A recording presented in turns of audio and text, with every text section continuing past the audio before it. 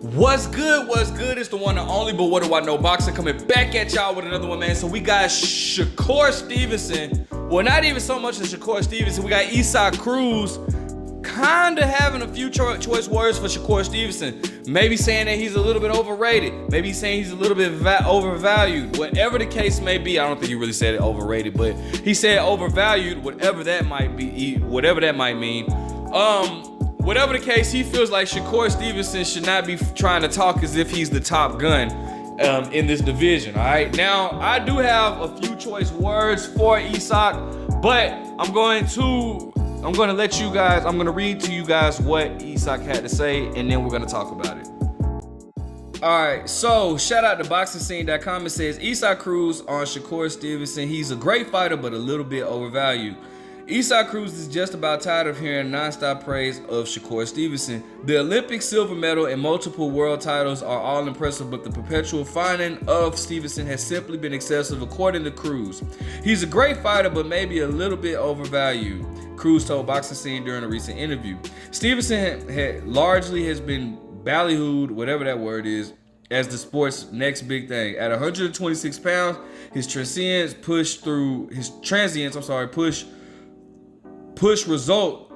resulted in a championship reign. One division higher, Stevenson was given a chance to put together a more dominant run. Following his title stamps and some of the division's best at 130 pounds, Stevenson, who has the record of 20-0 with 10 knockouts, was thought to have a legitimate chance at becoming a top dog in large. However, an ever-growing Stevenson, couldn't continue to make the weight, forcing him to move up. A change in the divisional scenery hasn't altered Stevens' fighting style one bit. Just a few short months ago, the former Olympic star officially made his lightweight debut. Yoshino Shakakamakalaka did his best against Stevenson in early April, but was dominated and eventually stopped. It was a good win according to Cruz, nothing more, nothing less. Stevenson now believes that his victory, coupled with the work that he once put in at 130 pounds, should be enough for him to get a crack at Devin Haney, the division's undisputed champion. Cruz, though, doesn't understand what all the hype is about. The Mexican contender won't sit here and lie. Stevenson is good, very good, even great, but he also senses a level of entitlement coming from Stevenson.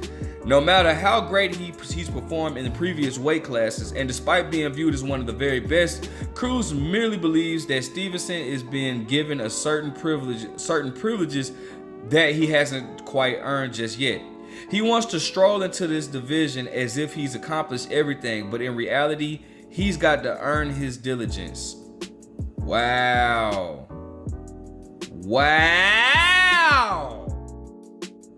So let's talk about it.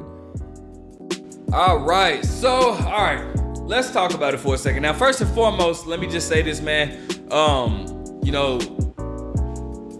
don't believe in moral victories.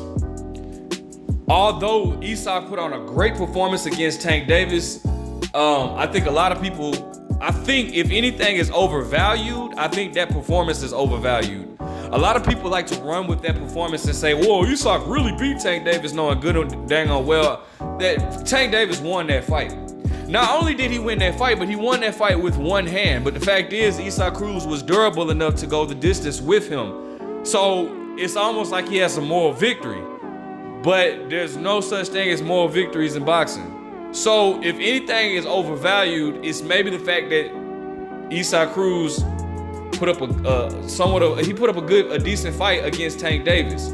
All right, that's all cool and dandy, but let's not forget you lost. All right, now you did come back and you beat a Gamboa. You knocked him out clearly, but I think everybody and their mama knows that Gamboa was way past his prime. The time that you fought him. All right. Your last performance, a lot of people felt like was a stud. Not a stud, a dud.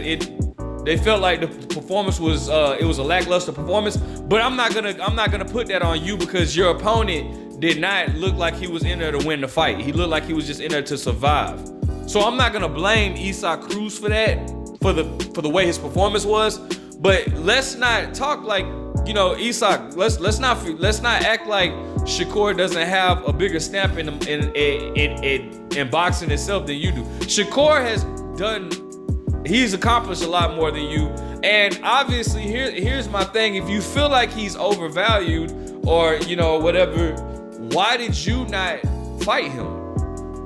It's stated that they tried to offer you, they offered you a fight against Shakur Stevenson and you turned it down. So if all these guys are turning down fights with this person, then I feel like he kind of has a right to feel like he's the big man in town because nobody wants to get in the ring with him. Or it appears to be that way.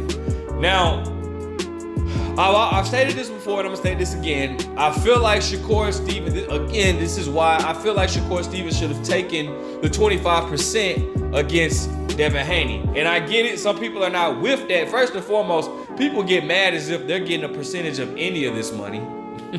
You're not. You're not. Sorry, but you're not. But furthermore, this is my thing, all right? Shakur stated that they offered Frank Martin 25%, right? Frank Martin turned it down. Now, I feel like Frank Martin should have taken that 25% against Shakur. Not only because Frank Martin has not accomplished anything that Shakur has been a champion in two divisions, a unified champion in one. And Shakur is making a mark in boxing. Frank Martin, you know, his biggest accomplishment is beating Michelle Rivera, okay? So, with that being said, 25%, which was 4 times as big as Frank Martin's biggest payday, because it's on record his biggest payday was $250,000. Shakur, they offered Frank Martin $1 million. On top of all that, Frank Martin agreed to it at first and then pulled out. So yes, I do feel like Frank Martin should have taken that 25%. But now, I also feel like Shakur should have taken that 25% against Devin Haney because that one fight that many people believe that Shakur Stevenson would have won would have made him undisputed. And you already have Hall of Fame credentials, bro. You're a champion at, what was he, the WBO champion at 126, a unified champion at 130, and undisputed at 135 off of one fight. Just one fight would have gave you 4 belts. So I do feel like, yes, you should have taken that 25% to get them to fight Devin Haney and possibly beat him and you know, been undisputed. Might have not been, you know, Devin Haney's team might have been ill-informing us about that being the biggest payday of your career. It might have not been. But the fact is, bro, you would have made some good money, but you would have also been able to have a chance to be undisputed with just one fight. So this is the thing about it, man. Shakur is in the situation, and to make matters a little bit worse, like Devin Haney was already doing business with Top Rank, so I'm sure that would have been an easier fight to make. But now it looked, you know, he's fighting Edwin De Los Santos or whatever, who's a power puncher, and a great fight, a very good fight. That's still a very good fight. I'm very excited for that fight. You know, Edwin, you know, knocked out my guy Rayo. It's kind of, and he's been calling out Shakur too. So I know he's not the biggest name or anything like that, but you know, he has hard hands. I think he has the record of like 16-1 with 14 knockouts. So he's trying to make an coming up and up. So that's cool. I think the last 2 guys that he faced and beat were undefeated. That's cool. But you know, it's Shakur can't get the top names. You know, Cruz, though, like I stated that, you know, we don't believe in moral victories. I will say he held his own. He showed that he can fight. I'm not gonna say and act like the man can't fight.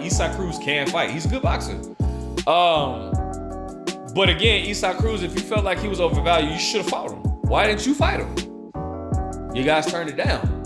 And you know, it's rumored that Isak is gonna fight Tank In a rematch, and it's a rematch that I don't want to see no rematch. I don't care to see that. I don't.